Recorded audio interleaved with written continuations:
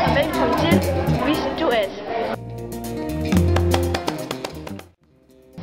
Ved du, hvorfor man bliver fuld? Det gør man, fordi at alkoholen går ind og påvirker hjernen.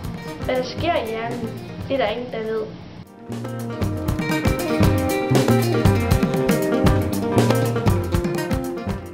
2 ud af 100 har aldrig drukket og vil heller aldrig gøre det.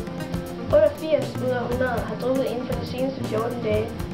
40 ud af de 88 drikker hver dag, og 6 ud af 100 drikker mere end 5 genstande om dagen.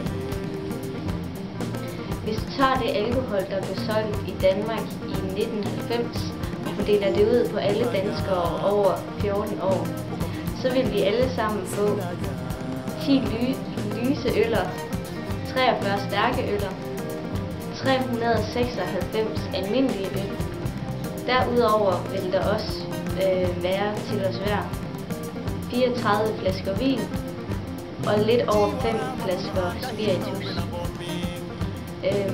Og her er der ikke talt om alt det alkohol vi køber i udlandet. Vidste du, at leveren kan nedbryde 7 gram ren alkohol? Det er det, der svarer til 1 øl på en time og et kvarter. Det gælder om ikke at drikke mere alkohol, men leveren kan nedbryde, hvis man altså undgår at blive alkohol, altså få kvalme og kaste op og få det dårligt.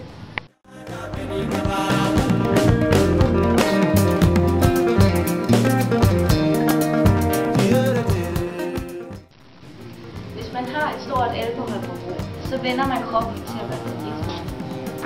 Alkoholtilsætningen sker langsomt, og man mærker slet ikke, at man bliver afhængig. Hvis man er blevet afhængig, så bliver kroppen meget syg, hvis ikke den får den mængde alkohol, som den plejer. Når man stopper med at drikke, efter man har vendet kroppen til det, kan man komme til at ryste og svede og feber, og man kan også komme til at se nogle ting, som slet ikke er der.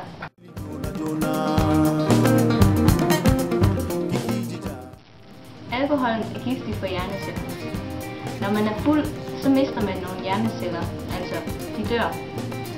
Man får sværere ved at koncentrere sig, og man husker ikke særlig godt. Alkoholen ødelægger også slimhinderne. Det er derfor, man får halsbrand og ondt i maven. Det var alt, hvad vi havde for i aften.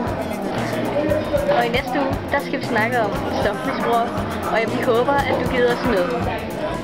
Hej hej.